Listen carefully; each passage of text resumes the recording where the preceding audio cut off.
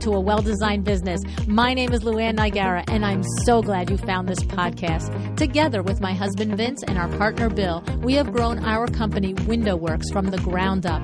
So I know and I understand the challenges you face in running your interior design business. I also know that your talent alone isn't enough to ensure your success. So on this podcast, we talk about strategies and practical steps to help you grow your business. But make no mistake about it, we have our share of fun here too, mixed in with those aha moments that I love so much. This isn't fluff. Nobody has time for that. Whether you are a new interior designer or a seasoned designer, I am here to help you create and to manage the kind of interior design firm that you dream of. It's straight talk and it's action. Are you ready? Let's get started.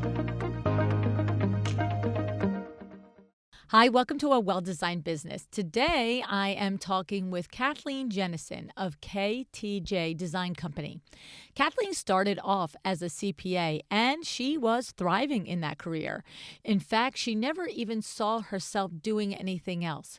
But then a major change in her life happened, beyond her control, and she turned to art in order to heal. What started as a coping mechanism eventually blossomed into an interior design degree and a business. Using her auditing background and her knowledge of the inner workings of a business, Kathleen started and grew her business from nothing, eventually expanding and opening a studio. Before I tell you more about Kathleen, let's just take a moment to thank our show sponsor, My Doma Studio. You'll hear in this episode, Kathleen's business thrived in part due to systems, processes, and procedures. There's no better way to streamline yours than with My Doma Studio, your designer toolkit. Their workflow software helps you keep your projects organized from beginning to end and also offers valuable, thriving designer community.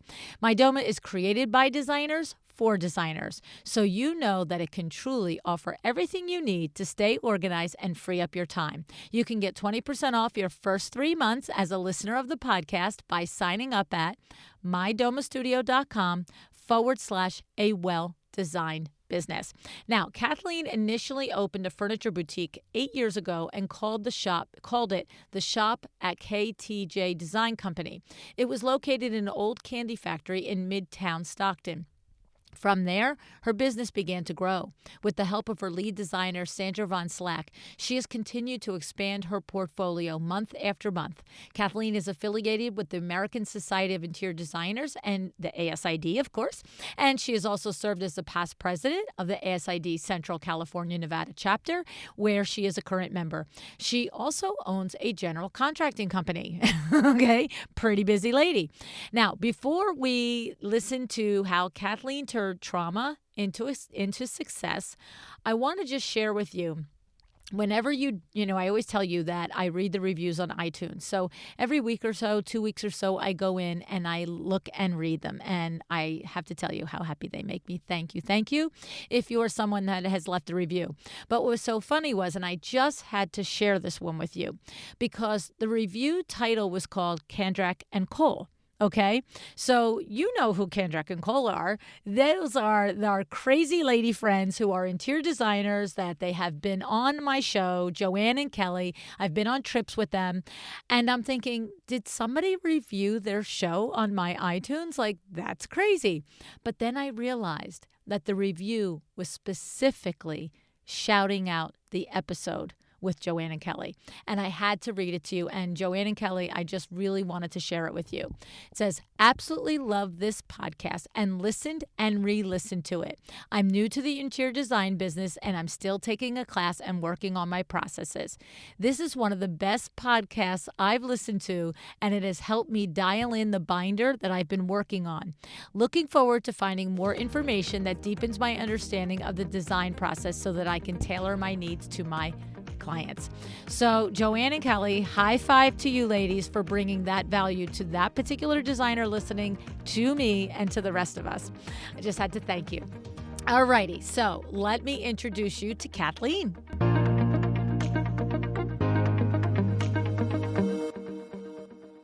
Hi, Kathleen. Thanks so much for joining me on A Well-Designed Business today. Hi, LuAnn. I'm so happy to be here. I want to tell you that I listened to your show for a long time, and I learned so much. And then there's times when you have a teaching thing and that's something that I already do and I'm like, all right, affirmation, I'm doing it right. And then there's times where, there's something you're talking about and I'm like, oh, I used to do that, but now I'm not doing it. I got off the rails and then you get me back on the rail. So right on track. So I love that. Thank you. Oh, well, that's pretty good to hear. That's exciting. You know what I love? I love that little part where, sometimes you hear something, you're like, I used to do that. Like, right? Yeah. And I don't know, you've listened along many years here. I think you probably have noticed times when I've had that feeling when I'm talking with a guest. I'm like, oh yeah, we used to do that. Like, right? Yeah. There's a lots of things that go into running a business, and we get up every day and want to do our best, but we get off the trail, we get Yeah. off the track, right? So thank you Yeah. for sharing that. That's a great insight. I love that. So here's the thing, Kathleen. Again, as a longtime listener, I usually don't go into somebody's whole, why did you become an interior designer? Like, I always want to just get right to it. But you have Hmm. a very specific path to becoming an interior designer that I would love for you to take us down and share that with us today. Okay. So, I'm a CPA. I'm a certified public accountant. My license is inactive, and I did that for many, many years. That was my identity. I was this corporate gal, and I loved it. Um, and I was on the partner track. And in 2006, we had gone on a strategic planning event in Napa, California. And the last day, we had a golf tournament, and I was in the first group, so I finished early and was leaving. Decided to take a scenic route and was on a very curvy road, came around a hairpin turn, and there was a car parked taking pictures. It was very scenic. And as I swerved to not hit that car, I went over the edge of the road down a ravine, and my car fell 200 yards down the ravine. Yeah. So the last thing I remember was the airbag deploying out of my steering wheel and thinking to myself, this is not going to be good. Oh my, that had to be terrifying. Terrifying. I was unconscious after that, so I don't remember falling, thank goodness. But emergency people came and airlifted me to UC Davis Medical Center, and I was in and out of it for quite some time. Um, if you ever saw that movie for 50 First Dates with Drew Barrymore when she Yes. has short-term memory brain damage, I was like that for about 2 weeks. I would wake up every morning and my husband would be sitting there and I'd be like, why am I here? What's going on? And he would tell the story. And luckily for me, I got my short-term memory back, but I did have some really severe traumatic brain injuries, a lot of broken bones, a lot of surgeries, and but I did recover. It took quite a while, and during my cognitive rehabilitation and physical rehabilitation, I started to notice that I was really um, interested in color and art, and um, I lost the vision in my right eye, and my ophthalmologist said, I had problems with depth perception, and he said, you know, really, what would be good for you is to take an art class because the act of putting pen to paper will help you with your depth perception. And then that same week when I saw my neurologist, he's like, we're doing all this cognitive rehabilitation and we're just not really progressing that well. He said, I think you need to go and learn something new. And I was like, Hmm. okay. So we went and researched art schools and found a new art school opening up, and they had a drafting class that was coming up in the next semester. I thought, well, that's kind of interesting. I'd like to do that. So I took the drafting class, and it was so difficult. Like I literally cried almost every day. Um, And but let me just interrupt you there. Was it difficult because drafting is difficult, or are you saying that the added layer of where you were in your cognitive recovery was the part that was difficult? it was it was, well, I was doing something I'd never done before. Mm. And yes, the act of getting the pen to paper was difficult. And I'm still challenged by my vision. So I was in an unfamiliar place, which gave me a lot of anxiety. But it became, um, the teacher was great. The other students, even though they were a lot younger than I am, they were all great. And it became a really nice, cozy place. And so the following semester, I took 2 classes. I think it was color theory and the fundamentals of interior design. And I really liked it. And this was about 18 months after my accident. And I had gone back to work part-time, and I was really, really struggling with doing accounting. I was having a horrible time doing it because of my injuries. I have to write everything down that I do because I don't remember. And so I would look at a spreadsheet on how to do a loan, a loan amortization spreadsheet. I'd look at it and I'd be like, I have no idea what I'm looking at. It would come to me, and I was really, really upset. And my neurologist said, you didn't lose any of your intelligence. It's just the way that your brain synapses connect now is different. And I was also doing physical therapy. I had a lot of broken bones, and talking to my physical therapist. And she's like, sometimes when this happens to people, it's like they go from being a left brain person to a right brain, a right brain to left brain. And they're like, it sounds like that's what's happened to you. And it turned, I was working and going to school part-time on each, and just made the decision with my doctors that it was time for me to quit my job. So I did, which was really hard for me. It was like my identity. I also went through a period of mourning, losing that identity. But then I was at the school, and a lot of great teachers, and it was a really small school, close environment. And so one thing led to another, and all of a sudden I had a degree in interior design, which was never my intention. So just little by little taking the classes, that was like the next class that was interesting and also supported your recovery and also supported the class that you took before. Next thing you know, you had a degree in design. Yeah, no, I did. You're like, hey, all these classes make a degree here. Yeah, I'm like 45 years old, and I'm having a graduation. I'm like, what is going on here? Wow, that's an incredible story. There's so many parts of it. I mean, just, any one of us that has been on one of those windy roads, whether it's Napa or going to Tahoe or any place, you think, oh my goodness, but you don't, you really just drive along thinking, no, that happens in the movies, right? Yeah, right. Oh gosh. Yeah. And then it's interesting. It was funny that when you said the part where the therapist was like, sometimes people go from right brain to a left brain to right brain and vice versa. And the moment before you said that your doctors were like, you still have your intelligence, and I was thinking to myself, well, she just went to like people like us that just see all the numbers and it doesn't make sense. Yeah, I did. But I'm thinking that's how I am every day. My husband, he always jokes. He's like, you got half your brains knocked out and you're still smarter than all of us.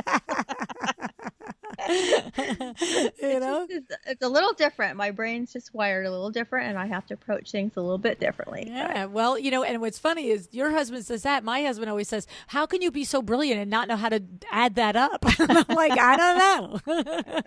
It's like a different kind of brilliance, right? So exactly. It's interesting for you as a human person to have the experience of having both types of brilliance. It's kind of cool, actually. I mean, I can understand the grief and, you said the mourning period for the way your brain did work. But like, I can't imagine what it's like to look at numbers and have them all just make sense without being like, okay, take a deep breath. Let's figure this out. But there are days sometimes where I do feel that way, and then I just have to take a breath and I come back to it, and boom, boom, boom, it works fine. And so. Yeah, very interesting. Yeah. So now, when you said, and there I was graduating as an interior designer. Is it like, well, let's go open a business, or is it like, what happened then? Because if it really just cobbled together a degree, you could have been like, all right, now the next new thing I'm going to learn is languages, because what you were doing is, if I understand you properly, is it started from almost like therapy on steroids. Like, go to a college, learn a new skill. This will create new, patterns and neurons and synapses in your brain, right? Right. And so, what made you stop there and say, "Huh, okay, let me do something with this," as opposed to, "All right, now let me go start a whole." You, like I said, you could have gone on to learn Spanish or something, right? Right. Well, I came out it was during the downturn in the economy. There was no interior design jobs out there. I applied. I probably sent 100 resumes. I really wanted to work at an interior design firm. Okay. But there were designers that were super talented that had been laid off. There was just no jobs. And I thought to myself, well, I know how to start a business. I know how to create invoices. I know, all that stuff. I was an auditor. I know how businesses run. I can start my own business. I guess I'll just start my own business. And so I did. Okay. Why not, right? Yeah. We could go for a walk, or we could open a business. Yeah, it was. We got a degree. Let's do it. Yeah, it was kind of crazy. I don't know. It was like, what else am I going to do with all this? I once you come out of school, you want to go design something. You want a client.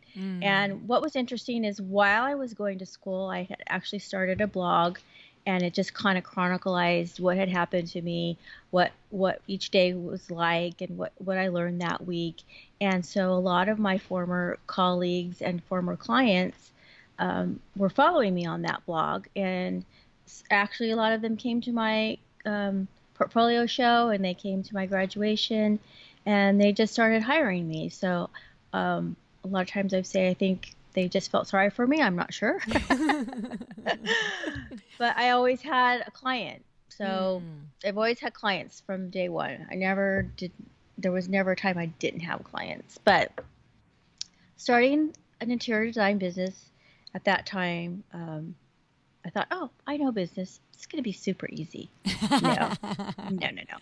Interior design is the most convoluted industry ever. I knew I had to have a contract. So I was immediately on the hunt to, like, what do I need to say in the contract? I had many books from school still that had examples of contracts. I purchased the ASID contract and, cobbled together a contract and looked at the ASID contract, and, they had the paragraph in there about, says, I'm going to charge you 35% markup on whatever the items are, blah, blah, blah. And I'm like, what does that mean? What is that? I did like, okay, I guess that's how it's supposed to be done. And I used the contract, and the first few clients I had, they were like, what does that mean? Because people think you're going to go to Pottery Barn and buy something and then charge them $35% markup on that. And they're like, well, why would I do that? And I'm like, I don't know. Why would you do that? Because I wouldn't do that. So I thought, and I actually had one client that actually got angry with me. He was like, how dare you do this? So I thought, I think I need to change that. So I took that clause out.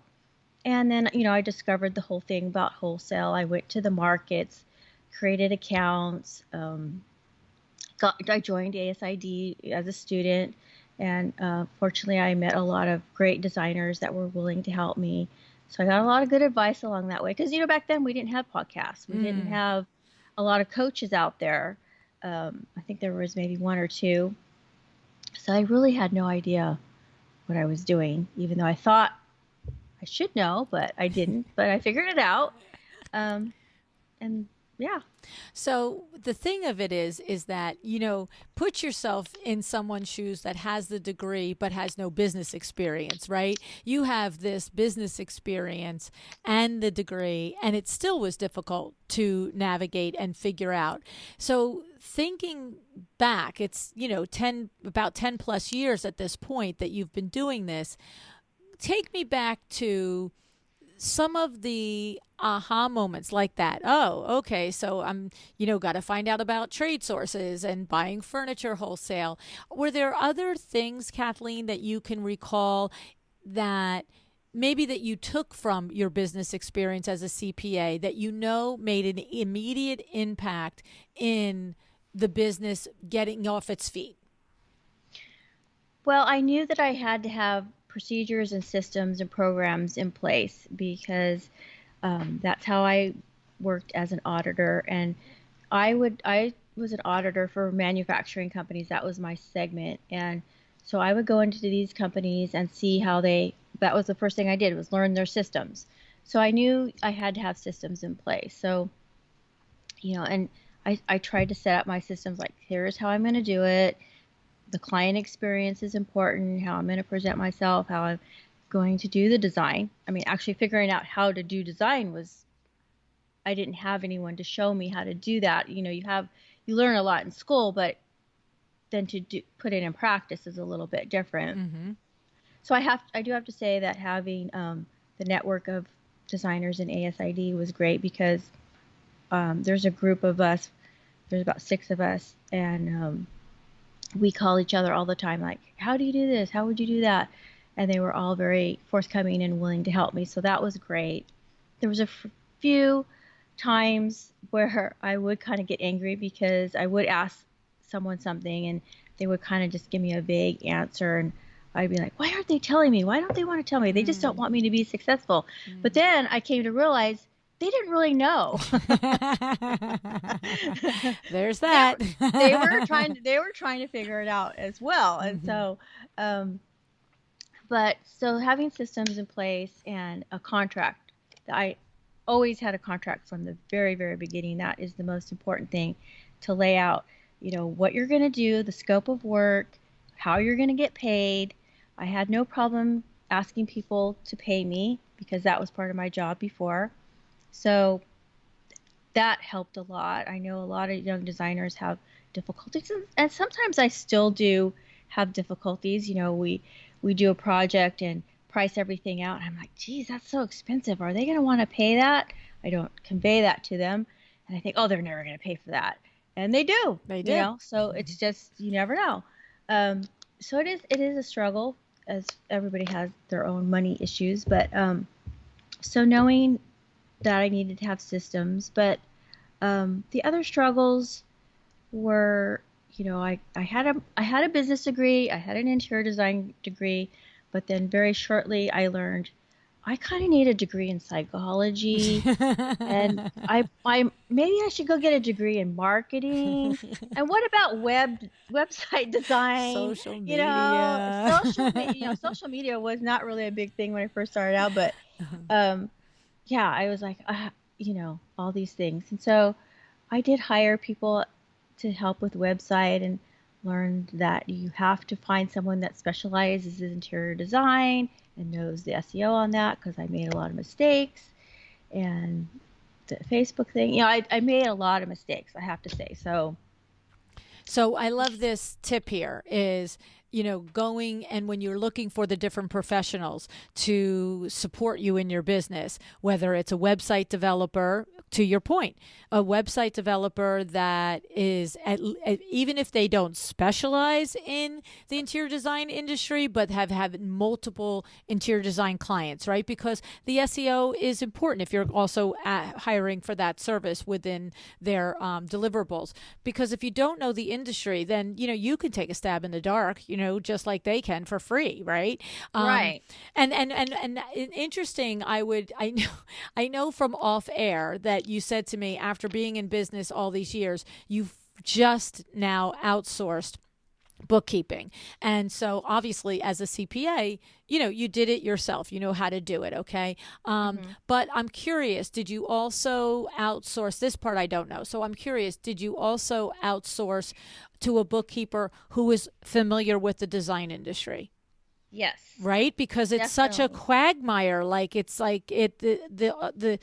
It's very different than other industries, right? It's such a unique industry. There's so many facets to it. There's so many different ways you can handle a transaction. In accounting, there's accounting standards, and everybody does a balance sheet the same way. They do the profit and loss statement the same way. There's rules.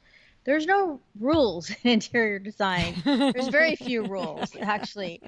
There's no standardization, so it's very difficult. And so, um, yes, I learned I made mistakes at the beginning where I didn't have people that specialized in interior design. A lot of times just because there weren't those people available. Mm-hmm. But I have learned definitely, get your website done by someone that's their specialty. Their social media, get people, the marketing and social media that specialize in that. And then I found someone that specializes in interior design that uses the same accounting software that I use that is a specialist in it. And it was hard for me to turn it over. It was really, really hard. But I did it, and they actually have taught me a few things. It's only been Oh, a couple months since I did that, but they like, you could do this way and it might save you some time. I'm like, oh, okay. So, but I've been a big one on always having coaches. I've always had a business coach. Um, and so get someone that's a specialist, like yourself, that specializes in interior design, because you're going to need them. right. Well, and I agree with that because there are so many layers to the way designers earn their money between the fees and then, the product markup and, are you the shipping and all that, it's just a lot. Yeah, And it isn't as straightforward as buy coffee beans, grind them, and sell them. right. Like, Exactly. that's like, here's the inventory. We have to have X amount of milk and X amount of coffee and X amount of cups and X amount of, whatever, whipped cream. And then we put a price tag on it and we sell it. It's much more complicated than that. Yes. Yeah. And it's even much more complicated than the window treatment business model is. And so I love that from the standpoint of all the professionals involved, that you should look for people that understand the lingo, understand the nuances, and understand the language. So going forward, so now you're a leg ahead of the rest of us because you understand business when you open your business. But tell us about doing business over the last 10 years. Has it, hit the ground running and, you never look back? Or what's that experience been like, Kathleen? So, so the first few years, like I said, I've always had clients, and then I just got so busy that um, I was turning people away, and I thought to myself, why, why am I, why don't I just hire another designer, because I could pay them, their hourly rate and charge, exponentially more money hourly to the client, and be so nice to work with someone. So after about 2 years in, I hired Sandra. She's been with me for 8 years now. And so that has been a great thing. And then I've had through the years, we've had other people in and out. Right now, it's just the two of us, but we're kind of at the point where we do need to add on more people. But we work so good together, we're kind of afraid of bringing in other elements, but we're going to have to, because we're just so busy. Um, but this business has ebbed and flowed for me, even though I've always had clients. Um, there have been, for instance, when I first hired Sandra, I met her through ASID, and she came on the board, and um, she was just a really go-getter, and I thought I want to hire her. But I had like $300 in my business account, and I'm like, I don't know how I'm going to pay her. Hmm. But we talked about it. She was in um, a interior design job that she was not happy, and Monday morning she showed up with her bags all over her shoulders. Here I am. I'm ready. And I'm like, okay, come on. I didn't tell her I didn't know how I was going to pay her, but Whoa. that week we got a big client, and my bank account was flush, and we've gone on. But I think like every 2 years, things start to slow down, and I think it's because you get busy, and I back off on the marketing, which is a bad thing to do. You always got to keep the hopper full. Um, so things kind of ebb and flow. But there's been times, a couple times actually, where I've gone home and told my husband, like, this business is ridiculous. This industry is ridiculous. I'm gonna shut it down. I'm just gonna go work at Walmart. This is crazy. Or you have that crazy client that just makes you want to pull your hair out. And I am not going to do this anymore. People are unreasonable. And then, a few days later, I calm down and I'll come home and say, oh, I got this great project and they want to do this and they want to do that. And he'll be like, you're a psycho. Yeah. He's like, I thought you were going to close it down. I'll be like, well, maybe I'll just keep trying it for a little bit longer. So I want to ask you two questions in there. The first is, I was surprised when you said you had 300 in your bank account and you had her start. So where is that? That's certainly not good accounting practices. Does that come from that, either the experience of I can do anything. I survived a 200-foot plunge into, the mountainside? Does it come from, there was a possibility you were literally just on a practical level, had been in conversation with a client and you sort of pretty much expected it to come in? Because, there's something in there that you did that despite looking at only $300. What was it? Well, I think I didn't want her to be snapped up by someone else. I knew that if I had someone with me, she would spur me on.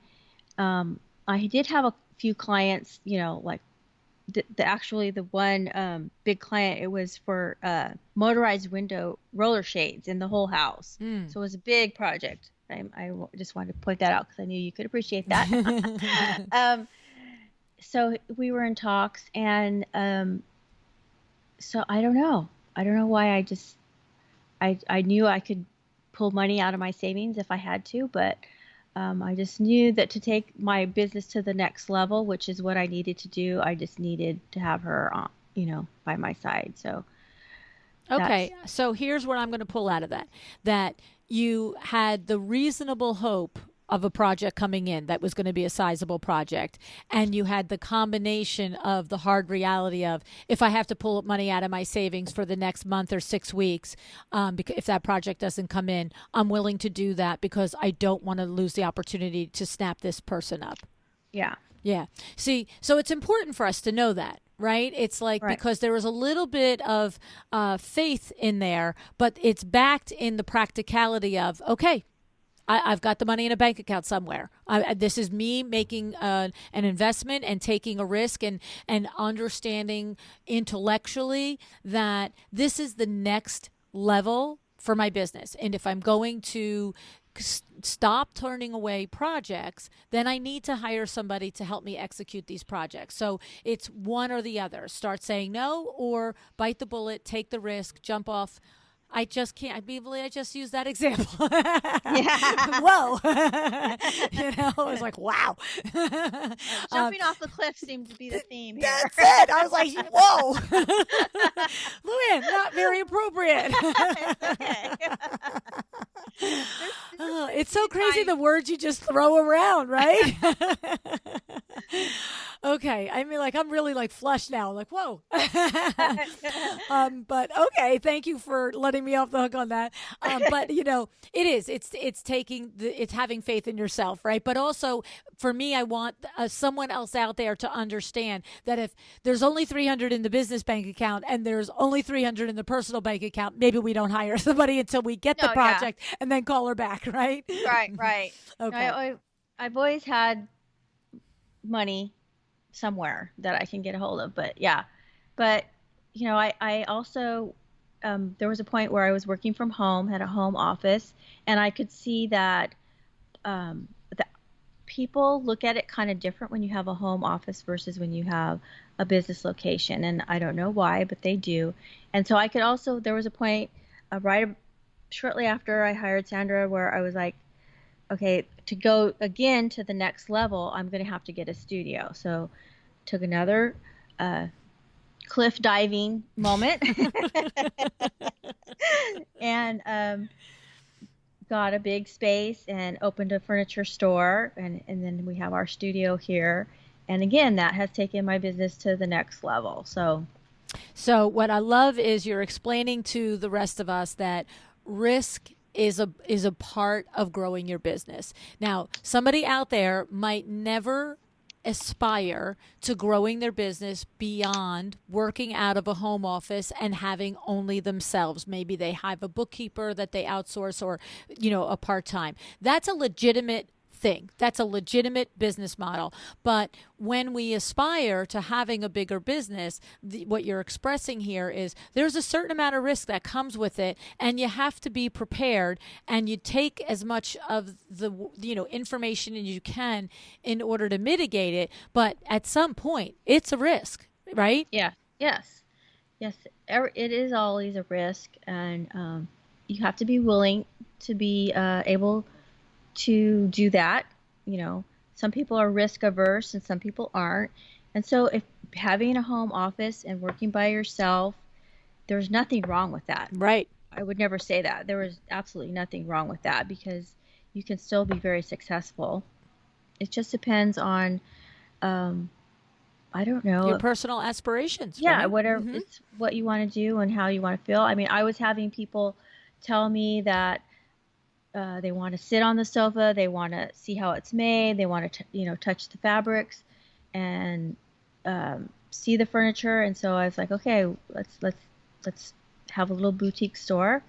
And it's brought me a lot of personal joy. A lot of mornings I walk in and, open up the roll-up door, and I'm like, oh, I'm so proud of this little place, and it makes me feel good. And so. I just have to watch the numbers and make sure that we're making money, because whenever there's a point where I'm not making money, I'm not going to do it anymore. Right. I'm going to stop. I have to make money. Right. And we're going to go into that a little bit, but I want to ask you another question before. So the other thing I wanted to pull out back there was, when you were saying, you're coming home to your husband saying, that's it, I'm done, blah, blah, blah. These people are driving me crazy. And then you get a nice new project, or something terrific happens on a current project, and you're back in it. So I know that frustration, right? I know that frustration. Like you always joked, my employees know that my mom and dad were in the food industry. And when I say the food industry, they had a series of small fast food type luncheonette things, okay? Concession stands and tiny diners, or a pizza parlor, not big endeavors, okay? But they always ran it just the two of them, so it was always a big endeavor. But the main thing that supported our family for many years was a concession stand. And the concession stand literally sold hot dogs, hamburgers, cheeseburgers, minute steaks and cheesesteaks, and French fries and soda and iced tea, not iced tea, water ice, right? This is the extent of the menu. And this literally was our family's main income for my entire childhood. And we lived modestly, but I was happy. We were good. It was not whatever. But the thing is that I remember, like, whenever we've been super frustrated at Window Works over through the years, my big joke was, sure, you didn't want to make hot dogs and hamburgers for a living. You were too good for that. You had to have a big business. You know what I'm saying? And I sure, when my mom had a customer that was unhappy, she just slapped that burger back on the grill and just cooked it more. Not like, take it down, send it to the workroom, redo it all, right? Yeah. So what I'm saying is, I get that frustration, but for us, it's as upsetting and as frustrated as at any moment my husband was, our partner Billy was. It was never, we're going to close it. It just wasn't. And that's for a whole other reasons, right? But so when you would have those moments, Kathleen, were there times when you really looked at your numbers and went, this is illogical, it's not making money, I have to consider a change or closing it? Or were you referring to that moment that we have as entrepreneurs, we're like, OMG with this day? No, I look at the numbers all the time. And if we've raised our prices, we've changed strategically how we approach things, the type of clients that we take. So it's ever evolving. It's not static at all, because I have set for myself in my mind that I'm going to have a 40% net profit at the end of every month and at the end of the year. And I look at the numbers for each project, for each item we're selling on the store, and make sure that I'm going to have that profit. Um, and if it's not coming to that, I like, what do we need to adjust? What do we need to change? Do we need new vendors for this? Do we need a new workroom? What is it that's not working or that we need to change? So I'm always looking at that, always Okay. planning. So let me pick it apart before you continue, because I know you got more good stuff coming. So you're like, you know what I'm always saying, right? The autopsy of the project, right? We look at every project. And so are you doing that? I know you're looking at your numbers every day, just like the Vincennes does, right? But then, at the end of every project, you're explaining to us, you're picking it apart. Did we make 40%? And if we didn't, are you looking to see, did we have mistakes, or you just suggested maybe we need a different source for something? Pull out some of the things that you've learned by looking closely at every project. Yes. So many times there were mistakes. So my contract, we joke about it because it started out at 4 pages, and now I think my contracts are up to 12 pages because every time there's a big mistake, okay, we got to add a clause in the contract. Right. But, The contract is a list of all the things that I've done wrong, yeah, and now I'm going to make yeah. sure it doesn't happen And then, again. yeah, and then we have checklists. Why did that mistake happen? How can we avoid that in the future? So we have checklists so that doesn't happen again. And I don't get too upset about when we make mistakes. They're not mistakes, they're learning experiences. So I agree. I agree. yeah, so what can we do different? So we're looking at that, and vendors as well.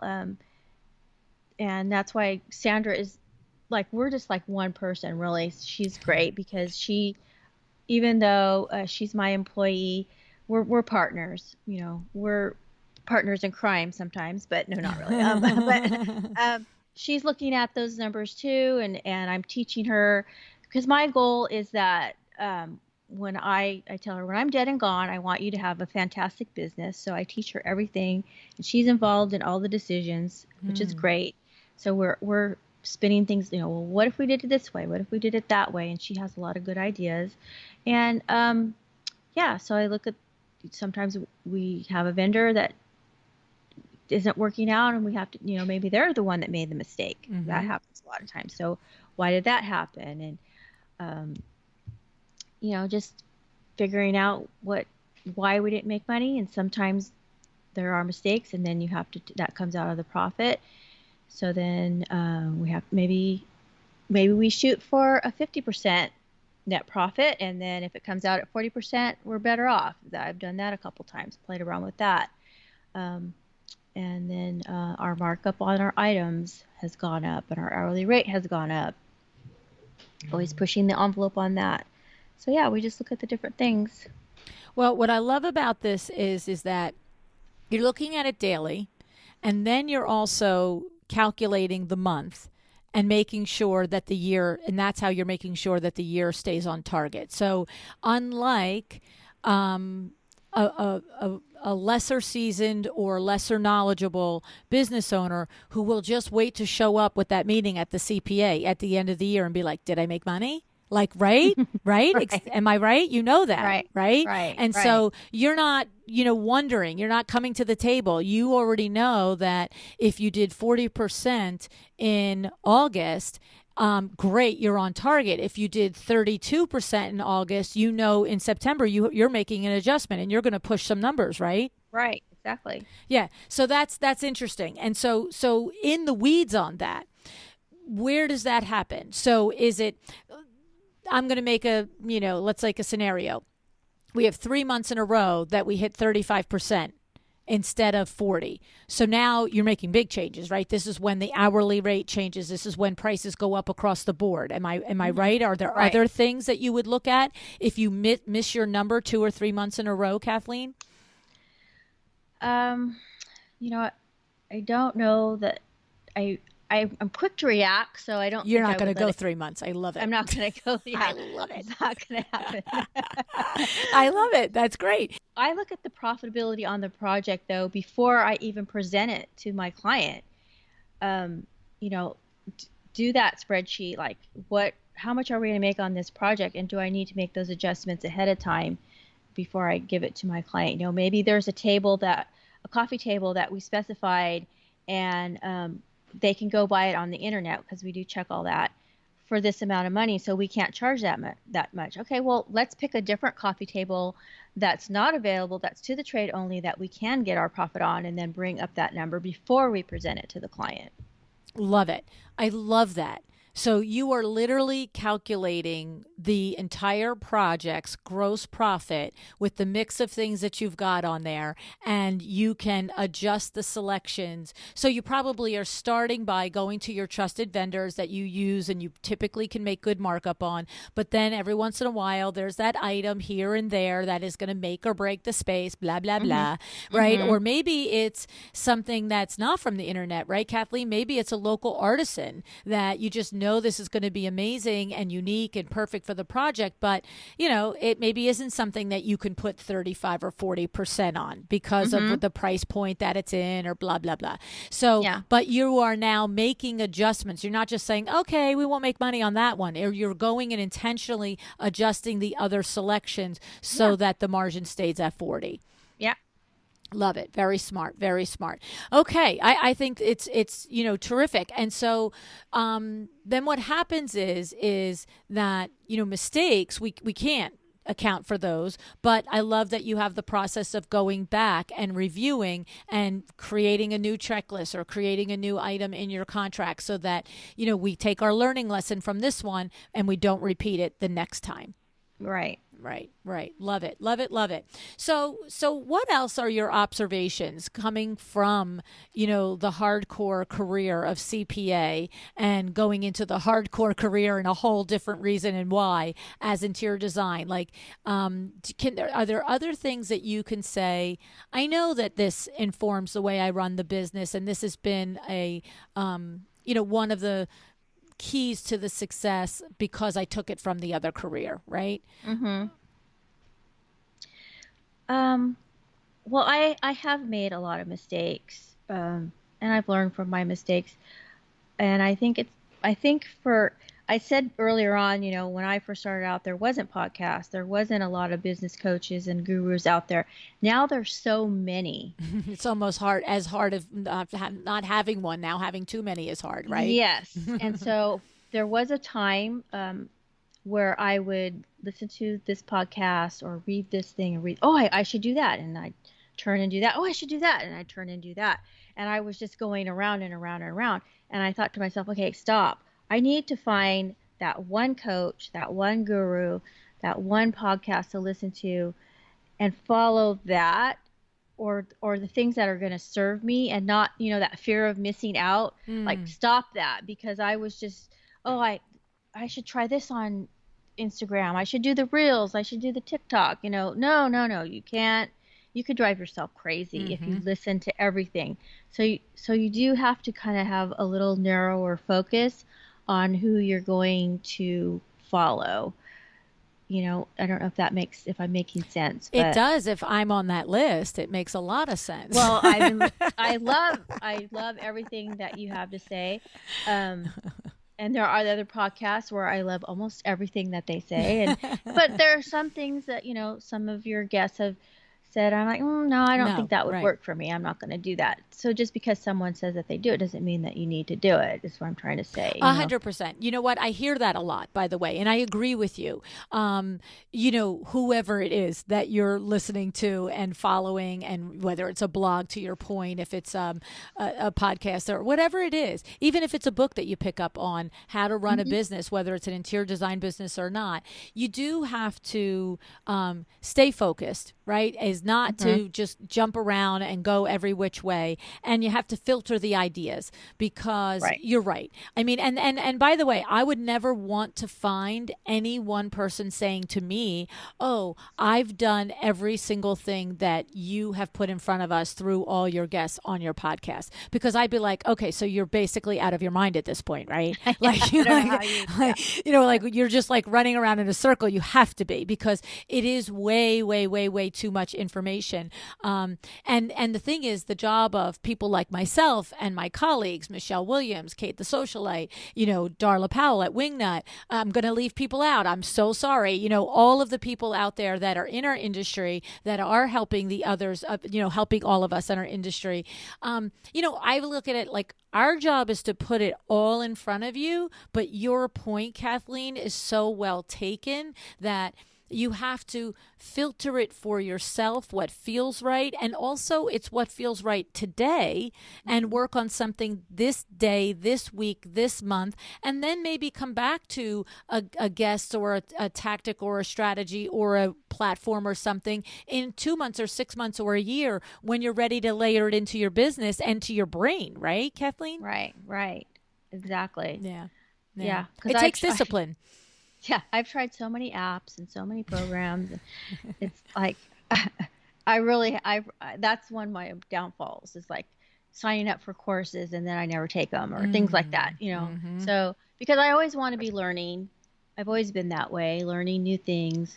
And I'm the kind of person that, I'll do something and I'll do the autopsy. I'm like, oh, that worked out really well.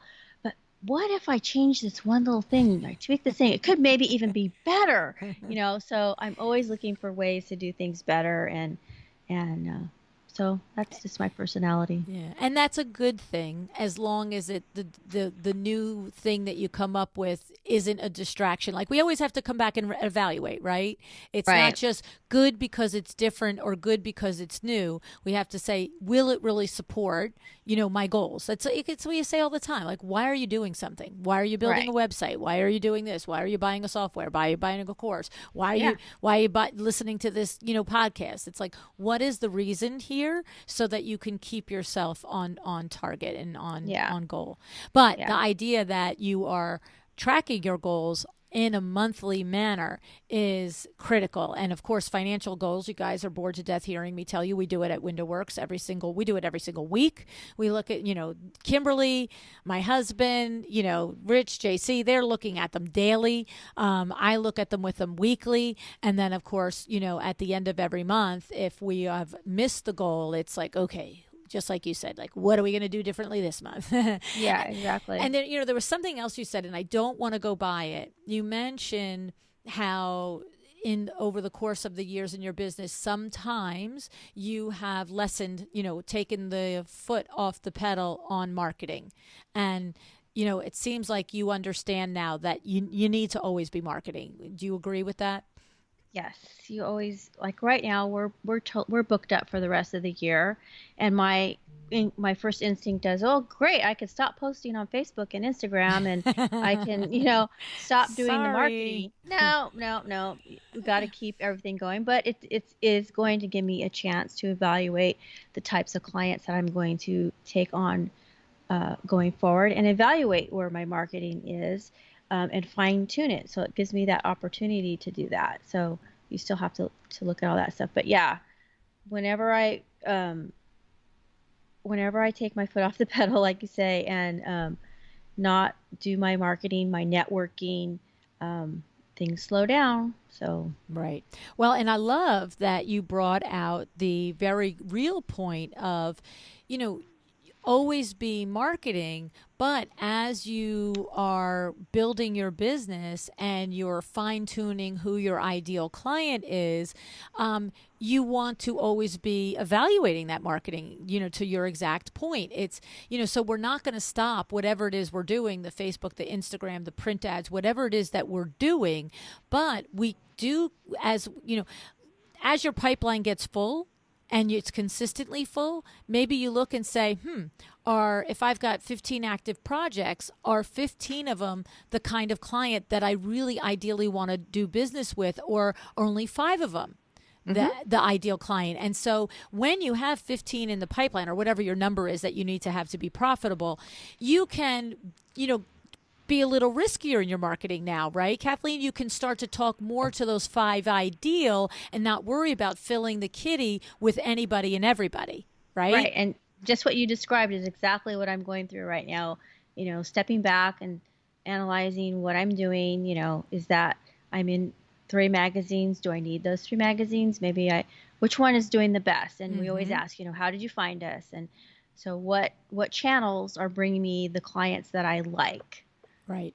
So Right. that I love it. That are the most profitable. Right. Right. Exactly. Not, just we like to do it, the ones that we make money doing. And there's lots of ways where we evaluate the moves in our marketing. So one is internally looking at the mix of clients that we have, which are the ones that are the most profitable, that are the most enjoyable to do.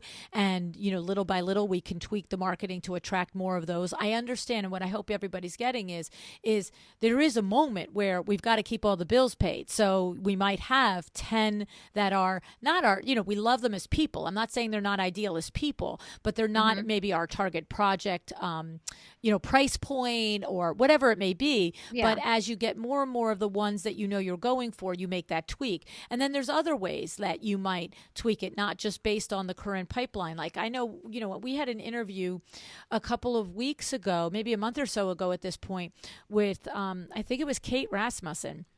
And she is in the commercial architecture field. And I asked her, oh my goodness, how are you guys doing? Like our commercial industry was like banged over the side of the head by COVID. And she explained how they are on fire now because the clients, the boutique hotels and the major hotels all know that it's the beginning of the end of this. And we had a little experience this summer where we opened up and we traveled a little, and so they got a taste of it. Maybe we're going to retract a little bit now, but it's going to come. And they know that the projects are 18 months, 2 years, and 3 years until they're completed. She said, so the commercial industry is banging in hospitality. And, I took back to WindowWorks because we do big $100,000, $200,000 awning projects for the hotel industry. And I was like, guys, we got to start talking to them again. We had let go of them because all the consumers are at home in their backyards and we've been selling to them. And I'm like, okay, we're switching, and so all of us had a conversation about that. And, so it's wherever the information comes, but be alert, right? But always be marketing. Exactly. Love it. Yes. I love it. What I most love, as I said a moment ago, is that you're paying attention to it monthly. And that is the big key. Whatever it is that we're doing, we're paying attention monthly and we're adjusting, making changes and making improvements and being cognizant of exactly where we are and not having the surprise at the end of the year. Yeah. Love it. Yeah. Love it. Love it. Love it. Well, I'll tell you what, your story is just amazing. It's just beyond comprehension what you've been through, and to think about what you've created from it, and how you have, whole new brain. You got a whole new brain there. You're a right side brain now, Kathleen. I know. You're probably both now. Now you're left and right? I was raised by my dad, and I can remember taking the color theory class and finding out that blue and green makes yellow, and I'm like, Dad, why didn't you ever teach me that? See, when those of us that played with paints, we knew that. Did you know that? I didn't know Red that. and blue make purple, Kathleen. Did you know that? I do now. That's funny. That is really funny, right? Oh, my goodness. Well, it's been my pleasure to get to know you, Kathleen, and to hear the story and to hear how you've created such an amazing ending and happy journey for yourself throughout what had to have been unimaginable. So thanks so much for your time today. Thank you.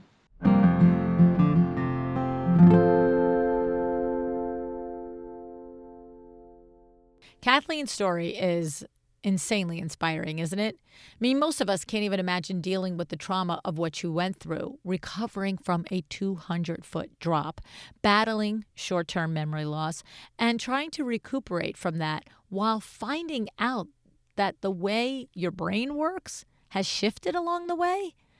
I can't imagine it. But Kathleen didn't let it defeat her. It was a tough decision for her to leave the CPA world, but she let her new talents and new discoveries guide her. And from her new interest, she created a successful business. That's an inspiring lesson, and one that we can learn from even if we don't have to face that kind of trauma, right? Kathleen leaned on what made her a good CPA and took that into the business side of her business. It goes back to what I always call our Erica Ward transferable skills, right? Erica taught us that all the way back in episode 6. And I have to say, I just shared about a half hour with Erica in person at High Point. This is 2021 if you're listening in the future. And I just said, girl, do you know how many times I have called it the Erica Ward transferable skills? It's so true, right? We've seen so many successful designers come from other industries that on the surface might seem to have no bearing on being a good designer. But when you can tap into those skills that made you successful in another career, you can almost always put them to work in running your own business, right? The biggest takeaway for me, though, from the conversation with Kathleen is the way she meticulously pays attention to her successes and failures, and she iterates her business every step along the way, right? In fact, remember when I asked her an example, what would happen if she didn't hit her profitability goal for 3 months in a row? And she literally said, that would never happen, because she's constantly evaluating her business, her profitability, her numbers, her systems, and her processes, right? When she sees an area that needs improvement, she adjusts and changes along the way, right away, right? Not waiting until the end to be surprised. That's what it takes to make your business successful. Very few of us launch right into business and see into instant success. Even Kathleen, who was able to secure clients right away, had ebbs and flows, feasts and famines, right? That's part of business. But how you deal with those ebbs and flows dictates how successful you will be in the long run. Can you perform the autopsy on each project and see what needs to be improved, right? Can you iterate and make adjustments you need to improve your business? Because if you can learn to do that, if you can pay attention to getting just a little bit better every single day, then your business will be profitable and successful, right? Another highlight for me was how Kathleen pointed out that she doesn't just look at profitability after the project, right? She said that she created a system for evaluating profitability before she even quotes a project. And I know that sometimes that this can be difficult, but the quicker you learn how to do that, how to understand your profitability and make adjustments before you quote a project so that you can be insured of it, the sooner you will make money and get paid what you're worth. In fact, Kim Merlitti addresses this in LU University right head on, okay? She has 2 classes that build on each other, making sure that you know how to create project proposals that are profitable and proposals that are based on actual facts and figures, all right? Pricing proposals that you track confidently and account for in your profits at the end of each project. Kim, as you know, is a co-author in my last book, A Well-Designed Business to Power Talk Friday Experts 2. And I know that she has proven experience in project management. She also currently serves as a fractional CFO for many of your colleagues. Kim knows her stuff, especially as related to project profitability. And she's passionate about it, and she wants you to understand it and know it too. So if you are interested in learning more about that, go to LuAnnUniversity.com, okay? Now, I want to say thank you so much to Kathleen for sharing your powerful story with us. I hope that this will serve as a lesson to all of us that struggle can and often does lead to greater success. That is, as long as we show up every day and decide to be excellent. Thank you, Kathleen. Thank you so much for joining me again today. This podcast is a production of WindowWorks, your resource for custom window treatments and awnings. To learn how we can help you on your next interior design project, go to www.windowworks-nj.com. And if you're interested in working with me on your business, either through masterminds or one-on-one coaching, or you want to know how to get my book, The Making of a Well-Designed Business, or you just want to know what's going on in the podcast land and where I'm going to be, all of that is found at LuAnnNigara.com. Thank you so much. Have an excellent day.